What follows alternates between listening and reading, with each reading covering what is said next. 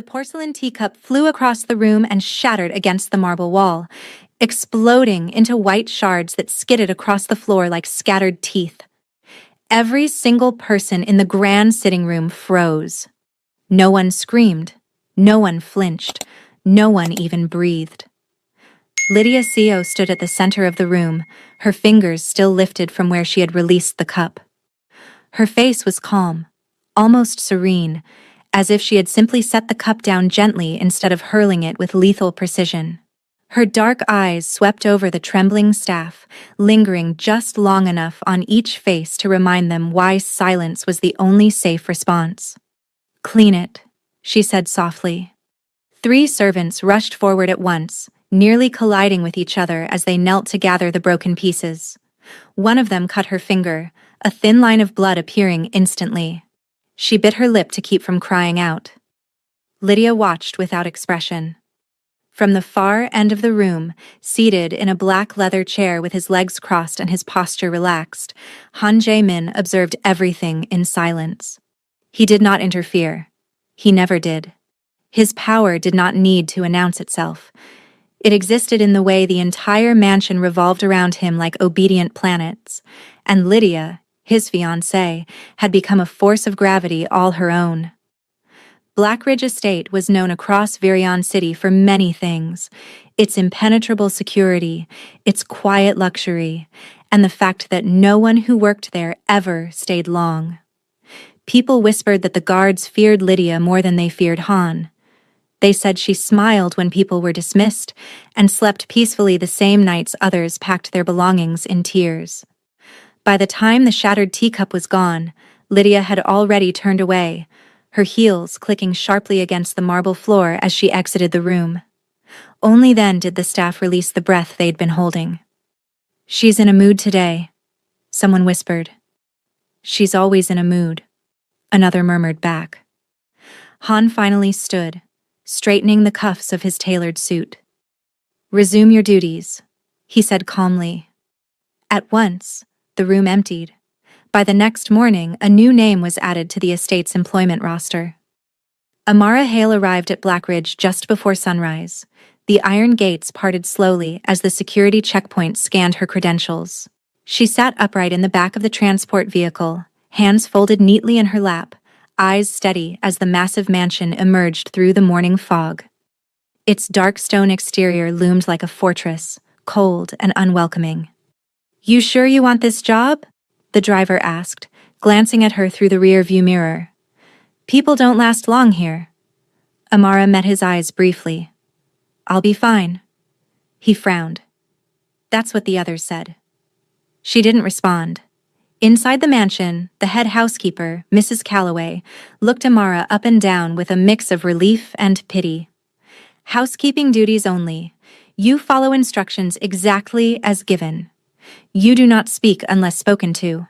And whatever you do—" "I don't look her in the eye," Amara finished calmly.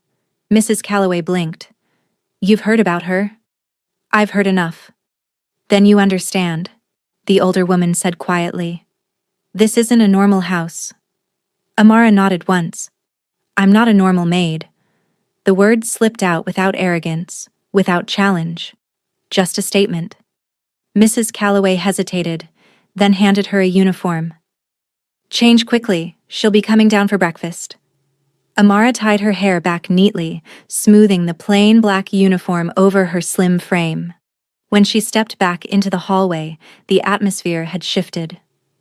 The air felt tighter, heavier. Lydia Seo descended the grand staircase moments later. She wore cream silk that hugged her figure perfectly, her dark hair pinned elegantly behind her ears. Her presence alone altered the temperature of the room. Conversations died instantly. Footsteps stilled. Amara was arranging flowers on a console table near the stairs when Lydia stopped abruptly. "Who are you?" Lydia asked. The question wasn't loud, but it cut through the silence like a blade. Amara turned slowly, her movements controlled, and faced her. "I'm Amara," she said. "The new housekeeper?" Mrs. Calloway's breath caught. A few feet away, a young maid nearly dropped the tray she was holding. Amara had made the mistake. She was looking directly at Lydia Seo. Lydia's lips curved into a small smile, the kind that never reached her eyes. "Did no one explain the rules to you?" "They did," Amara replied evenly. "Then why are you breaking them?" Amara held her gaze, unflinching. "Because rules based on fear don't last." The words landed like a slap. Silence crashed over the hall so violently it felt physical. Lydia's smile faded, replaced by something darker, sharper. Han Jae-min, who had been walking in from the adjoining corridor, stopped mid-step. His eyes shifted to Amara. "Interesting." Lydia laughed softly. "You're brave," she said, "or very stupid." "Sometimes those look the same," Amara answered. A murmur rippled through the staff. Lydia stepped closer, invading Amara's space. "Do you know who I am?" "Yes." "And you still chose to speak like that?" "Yes." Lydia studied her face, searching for fear. There was none. No tremor in her hands, no panic in her eyes. Just calm. That disturbed her more than open defiance ever could. "Fine," Lydia said at last. "Let's see how long that confidence lasts." She turned away sharply. "Mrs. Calloway, assign her to the West Wing. Every room. Today." Mrs. Calloway's face drained of color. "The West Wing? But today," Lydia repeated. Han said nothing. Amara inclined her head. "I'll start immediately." As she walked away, Lydia's eyes followed her, narrowing. For the first time in years, someone had looked at her without fear. And Lydia Seo did not know how to handle that. By midday, word had spread through the mansion. The new maid hadn't cried. She hadn't begged. She hadn't quit. Instead, she worked through the West Wing methodically, ignoring the deliberate attempts to overwhelm her. When a stack of linens was accidentally dropped in her path, she picked them up without complaint. When another maid muttered insults under her breath, Amara didn't react. But she noticed everything. By evening, Lydia watched from the balcony as Amara exited the West Wing, posture still straight, expression unchanged. Han stepped beside her. "You're unusually quiet." "She disrespected me," Lydia said. "And yet you didn't punish her." Lydia's jaw tightened. "Not yet." Below them, Amara paused, as if sensing the weight of someone's gaze. She looked up. Her eyes met Han Jae-min's. Just for a moment. And for reasons he couldn't explain, Han felt something shift deep in his chest. The tension settled into Blackridge Estate like a living thing. By the second morning, Amara could feel it following her through the corridors, clinging to her back as she worked. Conversation stopped when she entered rooms. Eyes darted away too quickly. No one spoke to her unless absolutely necessary. She didn't mind. Fear made people careless. Silence made them observable. She was polishing the banister on the east staircase when two maids passed behind her. "She's still here," one whispered. "For now," the other replied. "No one survives Lydia." Amara continued polishing, her reflection steady in the dark wood. She counted her breaths, letting the murmurs slide past her like dust. Later that morning, Mrs. Calloway approached her in the linen room, wringing her hands. "You shouldn't have looked at her like that," she said quietly. "She takes it personally." "I'm aware," Amara replied, folding a stack of sheets with perfect precision. "Then why did you do it?" Amara paused. "Because she wanted me not to." Mrs. Calloway stared at her. "You really don't understand how dangerous this house is." Amara met her gaze gently. "I understand more than you think." The breakfast bell rang through the estate. Lydia arrived dressed in crimson that day, a calculated choice, the color of dominance, the color of warning. She sat at the long dining table, sipping her tea as servants moved around her like shadows. "Where is the new girl?" Lydia asked casually. Mrs. Calloway stiffened. "Amara is cleaning the guest rooms, ma'am." Lydia smiled. "Send her to me." Amara was summoned within minutes. As she entered the dining hall, every servant instinctively stepped back, creating distance as if proximity alone might implicate them. Lydia watched Amara approach, noting her even stride, the way she stopped a respectful distance away without bowing too low. "You're late," Lydia said. "I was called just now," Amara replied. "You're late," Lydia repeated, eyes hardening. "That's disrespect." Amara tilted her head slightly. "If you say so." A sharp intake of breath rippled through the room. Lydia set her teacup down slowly. "I don't like your tone." "I don't have one," Amara said calmly. "Only words." Lydia rose from her chair. "You think you're different, don't you?" "I think I'm observant." "And what have you observed?" Lydia asked, stepping closer. "That people here are afraid of you," Amara answered. "And that you enjoy it." The insult was quiet, devastating. Lydia's hand twitched at her side. "You don't belong here." "That's for Mr. Han to decide," Amara said. Han Jae-min, seated at the head of the table, lifted his gaze. The room froze. "Is there a problem?" he asked. Lydia turned to him instantly, her expression softening. "She's insolent." Han looked at Amara. "Is that true?" Amara met his eyes. "I answered a question." Han studied her for a long moment, then he nodded once. "See that it doesn't happen again." "Yes, sir," Amara replied. Lydia's eyes burned. That afternoon, Lydia made her move. Amara returned to the staff quarters to find her locker open, her belongings scattered across the floor. A gold bracelet lay conspicuously atop the mess, one Lydia had worn earlier that day. A guard appeared moments later. "You're needed upstairs." The accusation was swift. "You stole from me," Lydia said, holding up the matching bracelet on her wrist. "I want her searched." The staff looked on in horror as security stepped forward. Amara didn't protest. "Go ahead." They searched her bag. Nothing. Lydia's smile faltered. "Perhaps she hid it," Lydia said sharply. Amara bent down, picked up the bracelet from the floor, and held it up. "This one," Mrs. Calloway gasped. "That wasn't there before." Silence fell. Amara placed the bracelet gently on the table. "If I were going to steal from you," she said softly, "I wouldn't choose something so obvious." Lydia's cheeks flushed. "Get out." Amara inclined her head. "Of course." As she left the room, Lydia slammed her fist against the table. That evening, Han summoned Amara to his study. She entered cautiously, taking in the shelves of leather-bound books, the low lighting, the smell of cedar and smoke. Han stood by the window, hands clasped behind his back. "You don't act like a maid," he said without turning. "I act like myself," Amara replied. He turned then, studying her. "You're not afraid of her." "No." "Why?" "Because fear gives people too much power." Han considered this. "You've worked in places like this before?" "Yes." "Where?"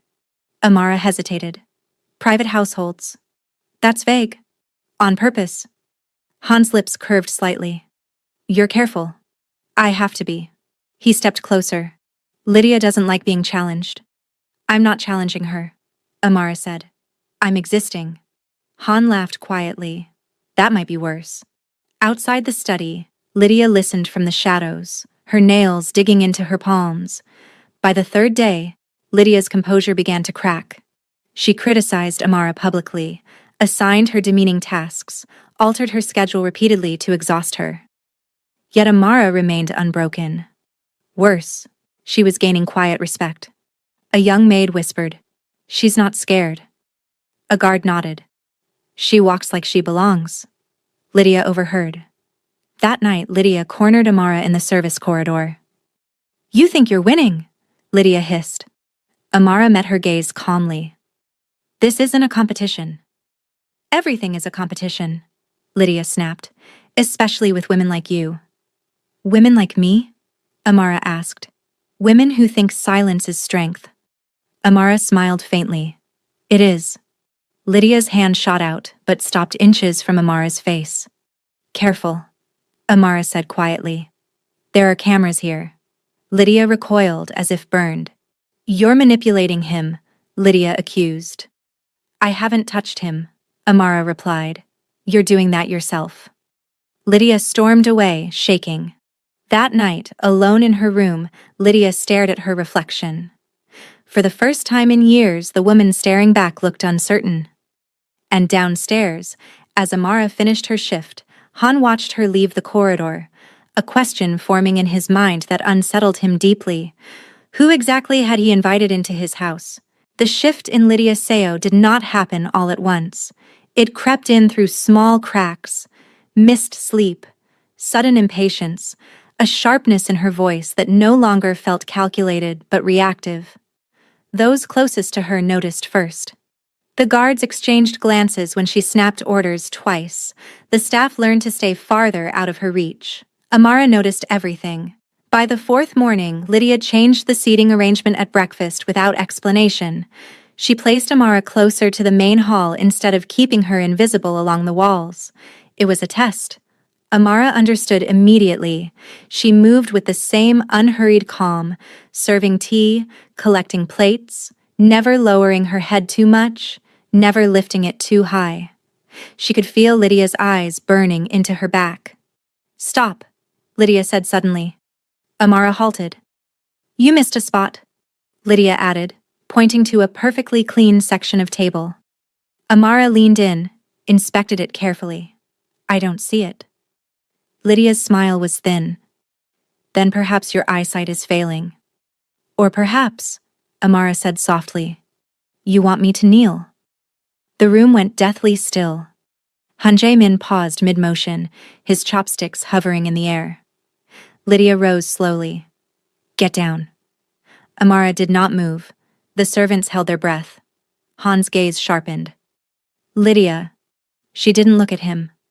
"I said get down." Amara turned to face her fully. "If you need someone to kneel to feel powerful," she said evenly, "that says more about you than me." Lydia slapped her. The sound cracked through the hall like a gunshot. A maid screamed before she could stop herself. Amara staggered a half step, her cheek stinging, her head snapping to the side.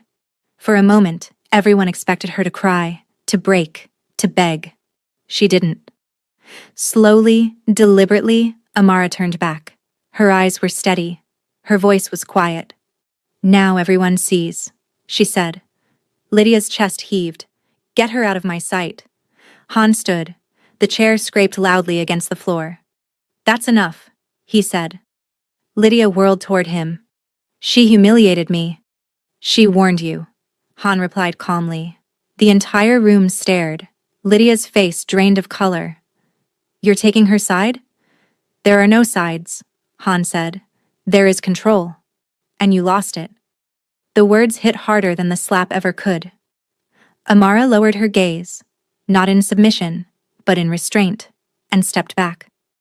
"I'll return to work." She left the hall without another word. Behind her, Lydia stood shaking. From that moment on, the house changed. Staff members began to seek Amara out quietly. "How do you stay calm?" one whispered late that night as they folded laundry together. Amara didn't look up. "I don't let people decide who I am." Another maid asked, "Aren't you scared she'll destroy you?" Amara paused, then said gently, "People who destroy others are usually already broken." Word traveled. Not loudly, not recklessly, but it traveled. By the end of the week, Lydia's authority was no longer absolute. It was questioned in glances, in delayed responses, in the way staff no longer jumped quite as fast. Lydia felt it. She began pacing her room at night, replaying every interaction, every word Amara had spoken. She hated that woman's composure. Hated the way Han's eyes followed her sometimes. Hated that the house felt less like hers. "You're losing him," Lydia told her reflection one evening. Her reflection didn't deny it. So Lydia escalated. She invited guests, important ones, men who smiled too sharply, women who watched too closely, allies who owed her favors. The dinner was extravagant. Gold cutlery, rare wine, live musicians playing softly in the background. Amara was assigned to serve directly beside Lydia. Another test. As the night progressed, Lydia made sure to humiliate her at every opportunity. She's new, Lydia told a guest loudly. Not very bright, but obedient enough. Amara poured wine without reacting. Careful, Lydia added, leaning back in her chair. She spills when she's nervous. Amara set the bottle down smoothly. Only when the floor is uneven. A few guests chuckled. Lydia's smile tightened. Later, as dessert was served, Lydia leaned close to one of her allies and whispered loudly enough for Amara to hear. They bring these girls in and expect them to behave. They forget their place. Amara placed the plate down. My place, she said quietly, is wherever I stand. The table fell silent. Han looked at Amara, then at Lydia. The shift was unmistakable. After dinner, Lydia confronted Han in private. You let her disrespect me, she said sharply. She speaks the truth, Han replied. Lydia's eyes widened. You've changed. No, he said. You have. She laughed bitterly. Because of her? Because you're afraid, Han said. And fear makes you cruel. Lydia stepped back. You think I'm afraid? Yes. She stared at him, disbelief and fury warring in her eyes. You're choosing her. I'm choosing clarity, he said. That night, Lydia made her most dangerous decision. She arranged for Amara to be followed. By morning, she had information, or so she thought. You lied, Lydia said coldly when she summoned Amara to the sitting room. You're not just a maid. Amara met her gaze calmly. I never said I was. I know who you are now, Lydia continued. You think your past makes you untouchable. Amara said nothing. You worked for powerful families, Lydia pressed. Cleaning their messes, managing their scandals. You think that gives you power here? It gives me perspective, Amara replied. Lydia laughed harshly. You're nothing without their protection. Amara stepped closer. And you're nothing without his fear. Lydia recoiled as if struck. Say it again, she whispered. Amara's voice was steady. You rule this house because people are afraid of what you'll do if they don't obey. But fear fades. Respect lasts. Lydia's hand trembled. I can destroy you. You could try, Amara said, but you won't. Why not? Lydia demanded. Because if you do, Amara said softly, you'll prove everything I've already shown him. Silence stretched between them. For the first time, Lydia saw it. Amara wasn't trying to win. She was waiting. That evening, Han summoned Lydia. Their conversation lasted over an hour. When Lydia emerged, her face was pale, her steps unsteady.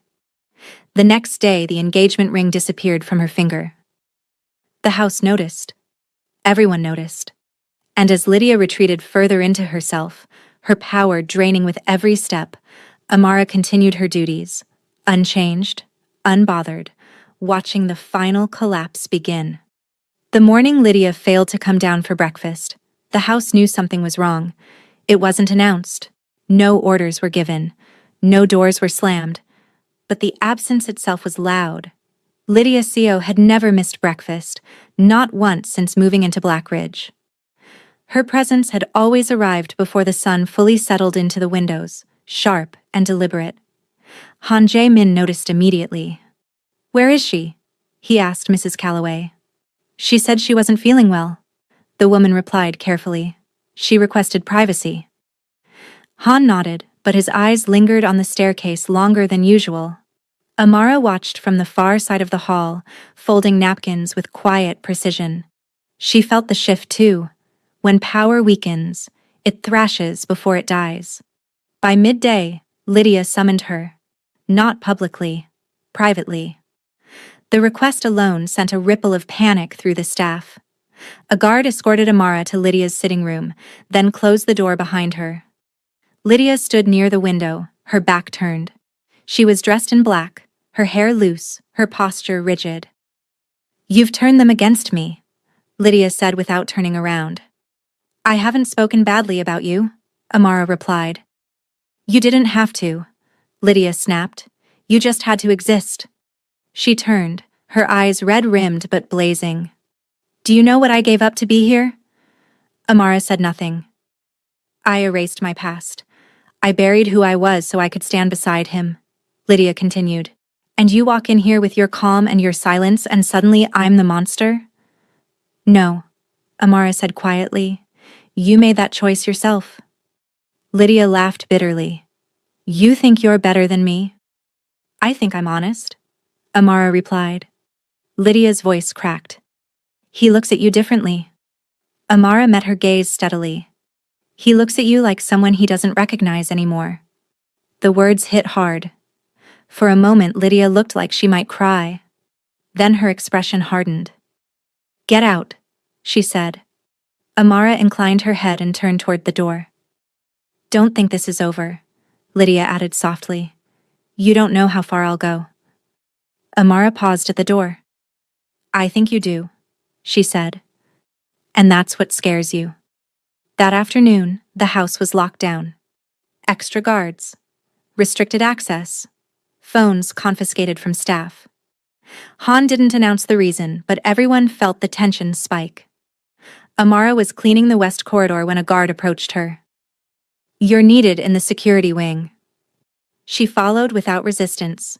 Inside the monitoring room, Han stood with two men she didn't recognize.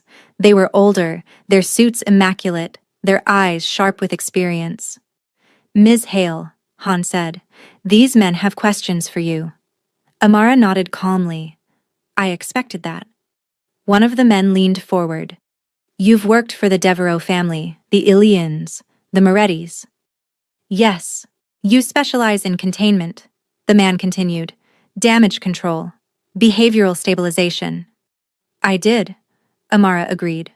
"Why are you here?" he asked. Amara looked at Han. "Because you let chaos grow in your house and didn't realize it." The room went still. Han studied her. "You were sent." "I was recommended," Amara corrected. "You chose." The second man frowned. "By whom?" Amara hesitated. "Someone who wanted to know if you ruled your empire, or if fear ruled it for you." Silence followed. Han exhaled slowly. "And your assessment?" Amara met his gaze. "You do, but you allowed someone else to speak for you."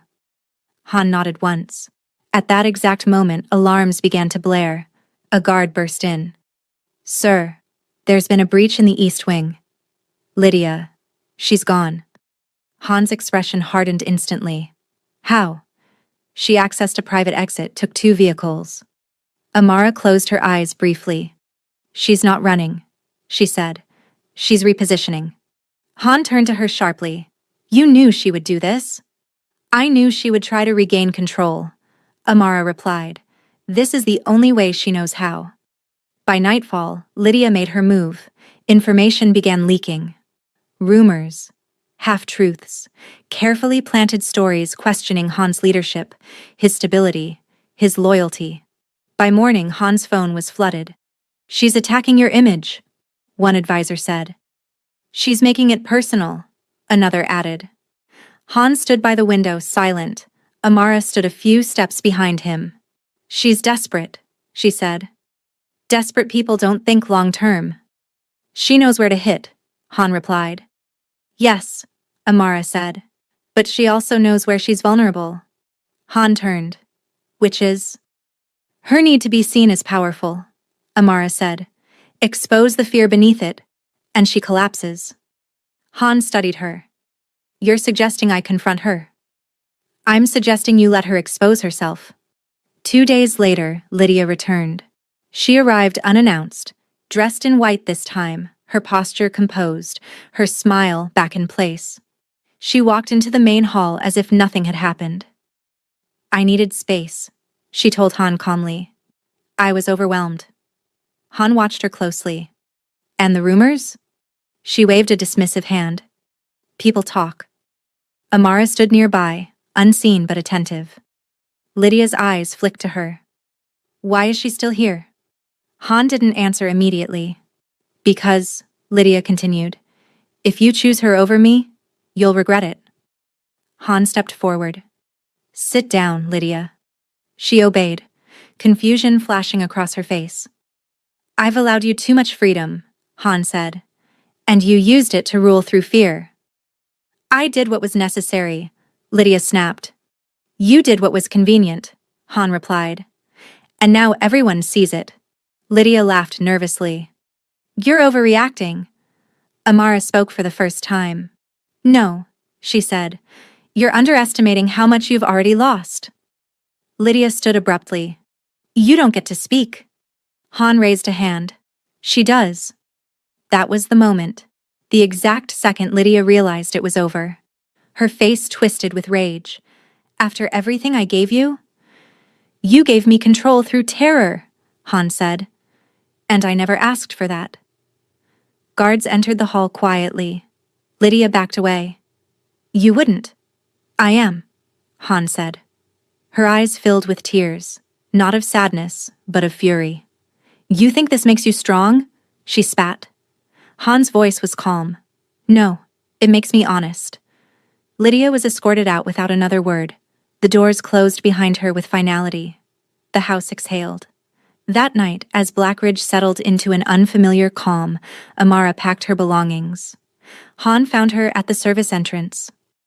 "You're leaving," he said. "Yes." "You've done what you came to do." Amara nodded. "The house is stable now." Han hesitated. "I could offer you something more permanent." Amara smiled gently. "You already have what you need." She stepped past him, disappearing into the night. Han watched until she was gone. And for the first time in a long time, Blackridge felt like it belonged to him, alone. The news of Lydia Seo's removal did not spread loudly. It didn't need to. In the world Han Jae-min ruled, silence carried farther than gunfire.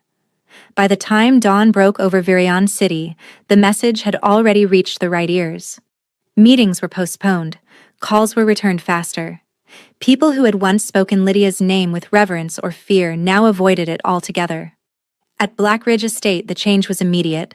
Staff moved differently, not hurried, not tense, just purposeful. Doors no longer slammed. Orders were given clearly, without venom. Even the guards stood straighter, as if an invisible weight had finally been lifted from their shoulders. Mrs. Calloway paused outside the staff quarters, listening to the quiet. "I never thought I'd hear this house breathe," she murmured. But one presence was missing. Amara Hale was gone. Her room was empty. Her locker cleared. No note. No farewell. Just the faint scent of lavender soap lingering in the air. Han noticed before anyone told him. He stood in the west corridor where she had so often worked, hands clasped behind his back, staring at the polished floors. He told himself it didn't matter. Her job was done. She had come, corrected the imbalance, and left. Clean work. Professional. And yet, the house felt altered. Not unstable, exposed. Later that afternoon, one of Han's senior advisors spoke carefully. "Lydia is not contesting the separation." Han nodded. "She won't. She's left the country," the advisor continued. Quietly. "Good," Han replied. That should have been the end of it, but Lydia Seo had never been a woman who accepted endings easily. 2 weeks later, the first sign appeared. An old ally declined a meeting, another delayed a shipment, a third asked, politely, whether Han's household was truly settled. Han listened, expression unreadable. "She's still testing you," the advisor said. From a distance. Han said nothing. That night, as rain tapped against the tall windows of his study, Han found himself reaching for his phone. He stared at the screen for a long moment before making the call. It rang twice. Then a familiar, calm voice answered. "You waited longer than I expected." "Where are you?" Han asked. "Somewhere quiet," Amara replied. "I need you back." There was a pause. Not surprised. Not tempted. "You don't," she said gently. "You just think you do." "She's still moving pieces," Han said. "Lydia." "I know," Amara replied. "That's why I left." Han frowned. "Explain." "If I stayed," she said, "she would make this about me. About jealousy. About replacement. By leaving, I removed the last story she could tell herself. You're very sure of that? I am. Another pause. Han lowered his voice. What if I asked you to stay? Not as staff, not as protection, but as someone I trust. Amara exhaled softly. Trust isn't built on crisis, Han. It's built on time and honesty. And you don't think this is honest? I think this is vulnerable, she said. That's different. The call ended without